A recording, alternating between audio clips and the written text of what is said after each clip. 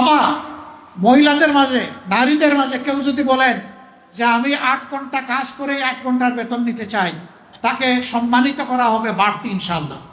আমরা একটা কল্যাণ রাষ্ট্র করতে চাই। সরকার সবার কাছ থেকে ট্যাক্স নেয়। সরকারের দায়িত্ব হলো সমাজের চাকা চালু রাখা। সরকারের দায়িত্ব হচ্ছে ওই সমস্ত মাদের বাকি 3 ঘন্টার বেতন পরিশোধ করা। বলবেন ঠিক আছে, বেতন না হয়ে দিলেন, 3 ঘন্টা যে খালি হয়ে গেল, সেই কাজের গ্যাপ কিভাবে পূরণ হবে? দুনিয়ার বহু দেশে পার্ট টাইম সরকারি জব আছে।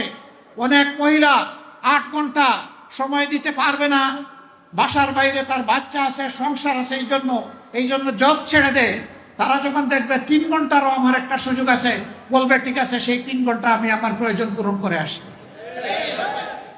এখানে জব আরো বেড়ে যাবে, একজনের সাথে আরো 1/2 জন যোগ হয়ে যাবে। সুতরাং আগে যদি 100 জন জব পেয়ে থাকে, এখন 150 জন পাবে ইনশাআল্লাহ।